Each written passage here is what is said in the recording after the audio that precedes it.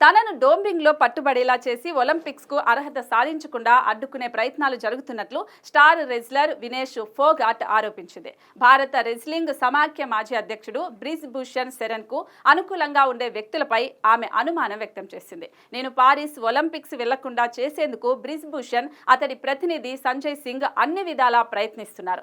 ప్రస్తుత భారత జట్టులో ఉన్న కోచ్లంతా బ్రిజ్ భూషణ్కు అనుకూలంగా ఉండేవాళ్లే. మ్యాచ్ల సందర్భంగా నేను తాగే నీళ్లలో ఏదైనా నిషేధిత ఉత్ప్రేరకాన్ని కలిపి డోపింగ్లో పట్టుబడేలా చేసే అవకాశాలను కొట్టి పారేయలేమని విఘ్నేష్ సంచలన వ్యాఖ్యలు చేశారు. ఈ కుట్రలో భాగంగానే ఏప్రిల్ 19న ఆరంభమయ్యే ఆసియా ఒలింపిక్స్ అర్హత టోర్నీకి తన వ్యక్తిగత కోచ్ ఫిజియోలకు గుర్తింపు కార్డులు ఇవ్వలేదని ఆమె ఆరోపించింది. నా కోచ్ ఫిజియోకి గుర్తింపు కార్డులు మంజూరు చేయాల్సిందిగా గత నెల రోజులుగా ప్రభుత్వాన్ని కోరుతున్నా. గుర్తింపు కార్డులు లేకుండా వాళ్ళు నాతో ఉండలేరు, కానీ కార్డులు ఇవ్వలేదు. దానికి సరైన కారణాన్ని వెల్లడించలేదు. ఇంకా ఎన్నాళ్ళు ఇలా మానసికంగా వేధిస్తారని విఘ్నేష్ వాపోయింది.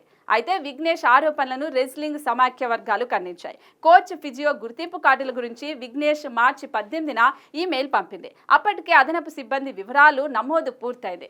సాధారణంగా 10 మంది రెజ్లర్లకు 3 చొప్పున కోచ్లను పంపుతాం. అలాంటిది ఆసియా రెజ్లింగ్ టోర్నీలో పాల్గొనే 5 మహిళా రెజ్లర్లకు ఇప్పటికే 3 కోచ్లున్నారు. మళ్లీ ఫోగాట్కు అదనపు కోచ్ ఎందుకు అని రెజ్లింగ్ సమాఖ్య ప్రతినిధి ఒకరు ప్రశ్నించారు.